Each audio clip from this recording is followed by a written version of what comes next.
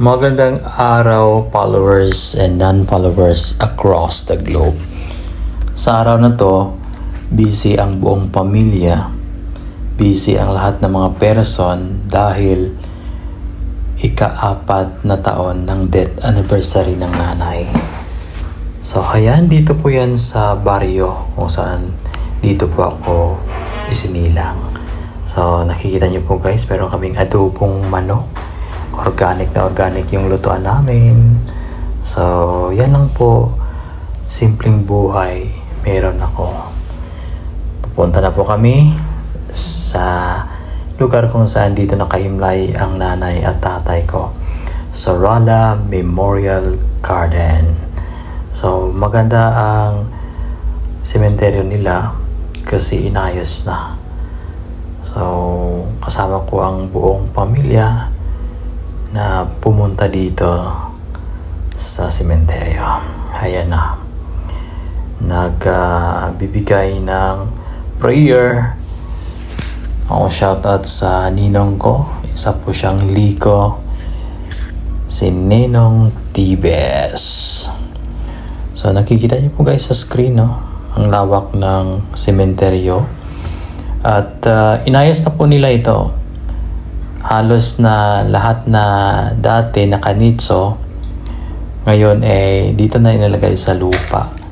Medyo mahal lang yung yung bayad dito sa lupa na to. Pero okay na rin para at least nakapahinga ng maayos yung mga mahal ko sa buhay.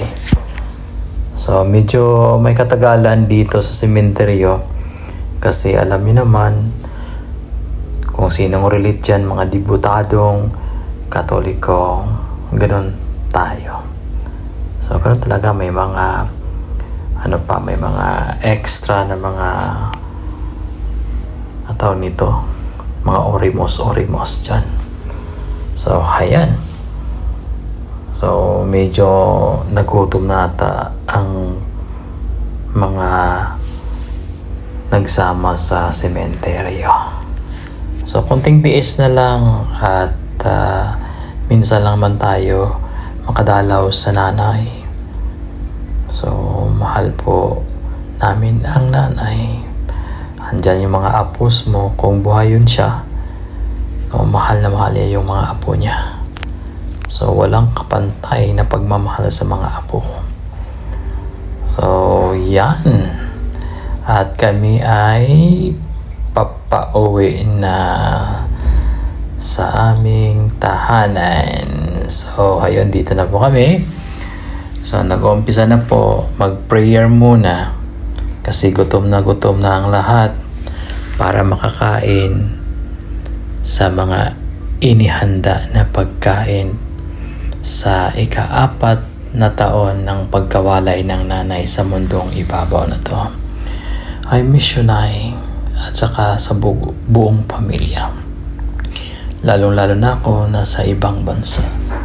So, hindi man ako nakauwi sa pagkawala mo, pero alam mo naman, nakikita mo naman kung anong merong sitwasyon ako. So, ayan, dito, meron ba kayong ganito, guys? Yung maghalad sa mga namatay. So, relate lang sa mga Katoliko ng katulad ko. So, andito na lang po. Salamat sa inyong panonood.